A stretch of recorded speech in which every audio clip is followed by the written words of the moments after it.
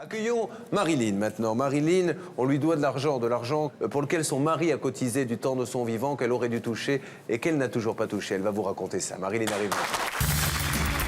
On doit près de 65 000 € à Marilyn. Je le veux absolument la totalité de la somme. Moi, je sais même plus par échéance et c'est la totalité. Allez, il faut pas.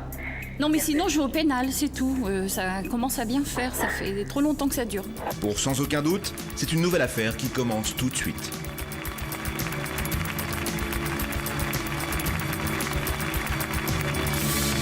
Bonsoir Marilyn, soyez la bienvenue sur le plateau de Sans aucun doute. Nous allons voir un reportage, donner des coups de fil pour tenter de vous aider. En deux mots, vous pensez vivre une injustice puisque votre mari décédé avait de son vivant cotisé pour que vous ayez un capital décès. Et on s'est aperçu par la suite que l'employeur, visiblement, prenait certes l'argent sur les salaires, mais ne les donnait pas forcément à la caisse qui aurait dû vous redonner l'argent aujourd'hui. Donc tout ceci a été jugé. Il a été reconnu qu'il vous devait de l'argent, mais il ne le donne pas.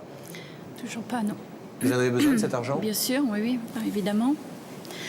Besoin financièrement et besoin aussi pour passer le cap, quoi, pour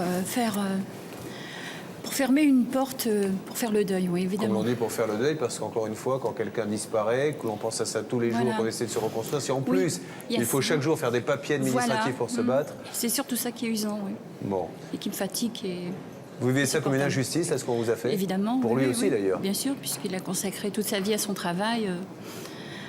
Son boulot, c'était toute sa vie, et puis voilà le résultat, quoi, et ça continue, quoi. Comment il aurait réagi, lui, s'il avait su que tout cet argent... C'était quelqu'un qui était très courageux et qui adorait travailler, surtout dans son entreprise. Il voulait absolument que son entreprise marche, et puis voilà, quoi. Comment il aurait réagi il aurait trouvé ça tellement injuste aussi. Allez, nous allons regarder le reportage. Il est signé Sylvain Meyer pour Sans aucun doute, et nous allons par la suite essayer de voir s'il y a des possibilités pour que madame touche l'argent qu'on lui doit. C'est pour Sans aucun doute, regardez. Cette prévoyance, c'était son dû, c'était le fruit de son travail aussi, puisque c'était prélevé de son salaire, donc de ce qu'il bossait, quoi. Et ça revenait à sa famille. Depuis plus d'un an, la famille Lestrier vit un enfer. Marilyn tente en vain de récupérer une importante somme d'argent, celle que lui doit l'ex-employeur de son mari. Une situation intolérable liée à un terrible drame, le suicide de son époux, Pascal. Je m'étais assoupie et puis j'ai entendu un bruit. Je pensais que ça pouvait être que les voisins qui tuaient des tourterelles ou je sais pas trop quoi des fois. Et puis je sais pas pourquoi, je dis bon, je me vais quand même voir. Je dis à Clara, il est où papa? Il peut être aux toilettes quelque part comme ça. Pas vu. Puis j'ai regardé, puis j'ai vu qu'il n'y avait plus de fusil.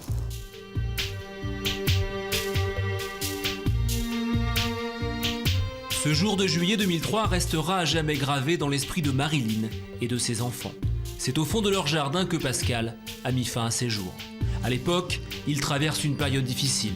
Marilyn souhaite le quitter, ses absences lui pèsent. Pascal fait souvent passer son travail avant sa famille. Alors, quand il apprend que l'entreprise qu'il emploie est en difficulté, il s'effondre.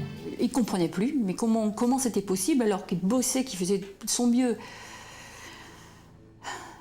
Et le soir où c'est arrivé, au téléphone, il disait à l'employeur, j'ai tout perdu à cause de toi. Et ça, voilà, il me disait ça. Employé comme conducteur d'engin dans une entreprise de recyclage, Pascal était chargé de convoyer les déchets. Il travaillait dans cette société depuis près de 15 ans. Son patron était un ami, Pascal le considérait même comme l'un des membres de sa famille. C'était toujours son employeur qui comptait, et bien plus que nous, quoi. Alors que, bon, moi j'essayais d'arranger. J'ai attendu longtemps, j'ai fait tout ce que je pouvais, moi, pour qu'il veuille bien se détacher un peu plus de son employeur, mais à chaque fois, non, c'était lui et c'était lui. À la mort de Pascal, c'est donc vers cet homme que se tourne Marilyn. Elle est perdue, mais elle a confiance en lui. Elle apprend de sa bouche qu'un capital décès lui serait dû. Malheureusement, selon le patron de la société, la mort par suicide est une clause d'exclusion. Il lui affirme donc qu'elle n'a le droit à rien. Interloquée, Marilyn préfère vérifier, elle appelle directement la caisse de prévoyance et elle va tomber des nues. J'ai donc téléphoné à cette prévoyance qui m'a annoncé que en fait, le patron ne cotisait pas à cette prévoyance. Donc pour eux, là, c'était pas couvert. À la période où mon mari est décédé, c'était pas couvert par cette prévoyance. Marilyn n'en revient pas. Pour cette caisse de prévoyance, son mari n'existe pas. Elle vérifie alors une à une les fiches de paye de Pascal. Sur chacune d'entre elles, chaque mois est prélevé un pourcentage de son salaire. Alors où sont passées ses cotisations si Pascal est inconnu de la caisse de prévoyance? L'explication est simple, d'après nos informations, l'employeur n'a pas cotisé pendant 3 ans. Il n'en faut pas plus à Marilyn pour comprendre, son mari s'est fait amuser. Pour moi, c'est révoltant de profiter encore comme ça. Encore maintenant, il profite de mon mari, il profite encore du courage de mon mari, dans la mesure où il n'a pas respecté ses engagements. Marilyn engage une procédure au tribunal, mais quelques jours avant l'ouverture du procès, coup de théâtre. Pour éviter une condamnation, l'employeur propose à Marilyn une transaction. L'accord est officiel, notre homme doit verser à Marilyn une importante somme d'argent. Cette transaction de dernière minute est assortie d'une clause de confidentialité. Celle-ci nous interdit de vous révéler le montant de cet accord. 9 mois après la signature de ce protocole, l'employeur n'a toujours pas respecté ses engagements. Aujourd'hui, l'employeur nous doit une somme très conséquente. Nous n'avons reçu que 7 000 €, ce qui est vraiment peu par rapport à la somme qu'il nous doit. Il a signé une transaction, il était d'accord pour nous verser cette somme. Or, la première échéance n'est même pas respectée. Alors pourquoi l'employeur ne s'est-il pas acquitté de sa dette et surtout, pourquoi a-t-il proposé un tel accord s'il ne peut l'honorer? Fin décembre, nous avons demandé à Marilyn de le joindre par téléphone. Qu'est-ce qui se passe? Il y a un virement qui va être fait. Un virement? Un virement, donc, à l'huissier, là. Je vais l'appeler, moi, l'huissier, pour qu'il débloque d'ici fin du mois, là. D'accord. Un peu surpris par l'appel de Marilyn, il promet un versement pour fin décembre. Quelques semaines plus tard, pour vérifier si notre interlocuteur a tenu ses promesses, nous joignons l'huissier, chargé de récupérer les sommes dues. J'aimerais savoir vraiment à quoi ça en est avec la société. Comme il n'a rien fait au mois de décembre, je bloque tous ses avoirs. Bon, d'accord.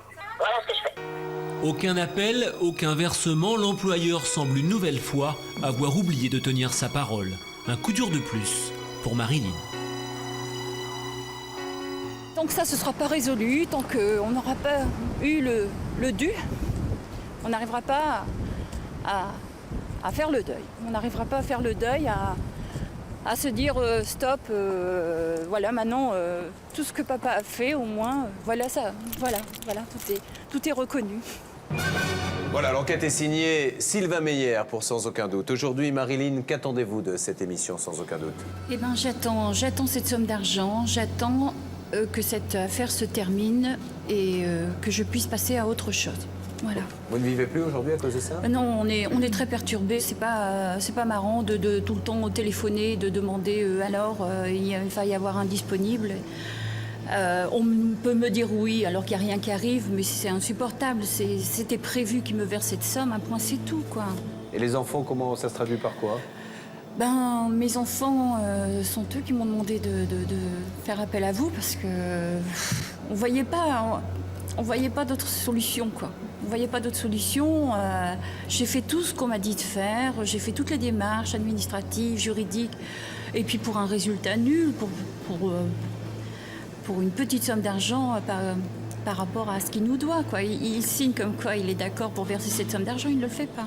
Nous allons maintenant donner un coup de fil, la régie fait le numéro. Le premier coup de téléphone est logiquement réservé à l'ex-employeur du mari de Marilyn. Oui, bonjour, c'est Marilyn. Je me permets de rappeler par rapport à ce que tu m'avais dit en fin du mois de décembre. Oui. J'ai rien reçu, moi. Et les huissiers n'ont rien reçu encore. Oui. Bon, c'est normal parce que, en fait, moi j'attendais un versement là, d'une collectivité qui n'a pas été fait, mais ça va être fait cette semaine.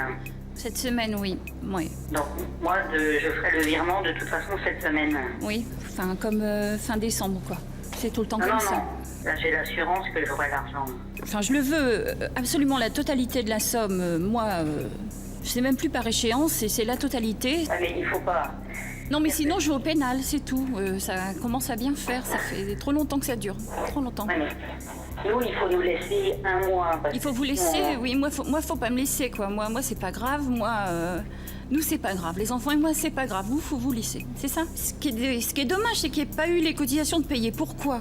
Ça, c'est parce qu'on a fait une erreur, c'est tout. Nous, dans un mois, on aura résolu notre problème. Mais non, non, moi, j'y crois pas. Moi, je veux un chèque, aujourd'hui même, et puis voilà. Moi, j'en ai marre. Je vais au pénal, de toute façon, il y aura liquidation judiciaire, de toute façon. Hein. Nous, on a fait un exercice comptable 2004 qui était bon. Mais oui, mais ça, tu me l'as dit fin décembre. Bon, de toute façon, moi, je veux le virement aujourd'hui, sinon je vais au pénal. C'est tout. C'est tout, maintenant, j'en ai marre. Tant que j'ai pas sorti mon bilan, je peux rien faire. Hein. Faut faire un emprunt. Et je peux pas emprunter, moi Tu peux pas emprunter, mais... Je vais emprunter quand j'aurai sorti le bilan, donc moi il me faut 3 semaines pour faire ça. Dans 3 semaines, j'ai pas de problème pour faire ça. De toute façon, j'ai expliqué ça à l'huissier. Hein. Moi je vais verser aujourd'hui, cette semaine, je vais verser 3 000 €. Oh, j'ai du mal à le croire, alors... moi je cette semaine, je vais verser 3 000 €. Aujourd'hui. De toute façon, cette semaine, aujourd'hui. Mais je peux pas, j'ai pas ça sur le compte, je vais l'avoir cette semaine. Donc je vais verser 3 000 € cette semaine. Allô? Oui, bonjour monsieur. Devant le manque de conviction de notre interlocuteur et la faiblesse de ses engagements, Julien Courbet se décide à intervenir. Il me semble qu'au vu de tout le dossier que j'ai eu sous les yeux, cet argent lui est dû, monsieur. Alors comment?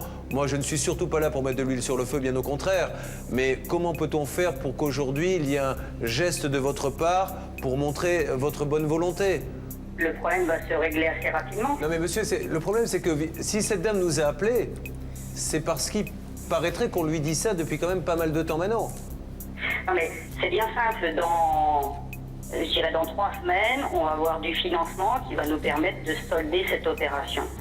Alors, Marilyn, malheureusement, n'a plus confiance. Marilyn? Non, moi j'y crois pas, mais bon, de toute façon...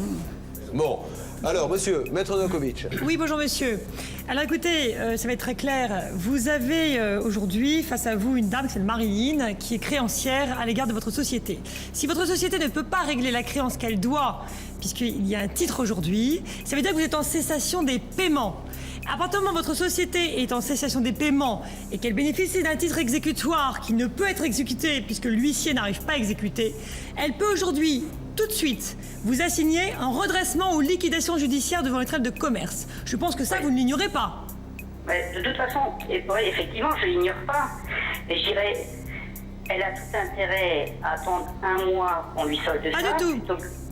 Pas du tout, elle a tout intérêt à vous assigner parce que de toute façon, je suis persuadée que votre intérêt aujourd'hui, c'est de rester in bonis et non en liquidation ou en redressement. Donc, tout ce que je vous conseille aujourd'hui, parce que ça, je crois qu'elle a entendu tous les conseils autour de cette table, et je suis persuadée que dès aujourd'hui, elle va lancer une procédure en redressement ou liquidation. Ce que je vous propose, je vais vous passer quelqu'un, mais complètement hors studio. Restez en ligne, je vous passe quelqu'un, et puis je vous propose qu'on essaie de se reparler pour voir quel échéancier on peut mettre en place pour elle tout à l'heure en début d'après-midi. Restez en ligne s'il vous plaît, je vous passe quelqu'un.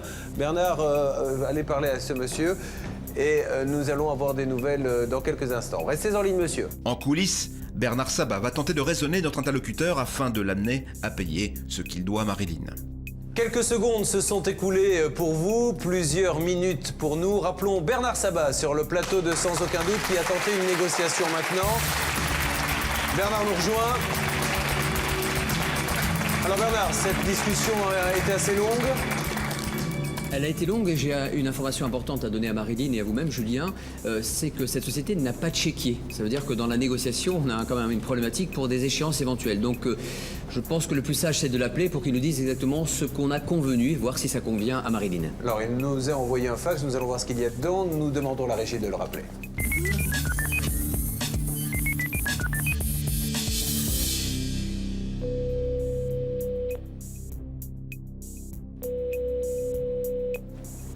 Oui, Julien Courbet de nouveau. Merci 1000 fois de nous parler. Donc je crois que vous avez eu un de nos collaborateurs en ligne.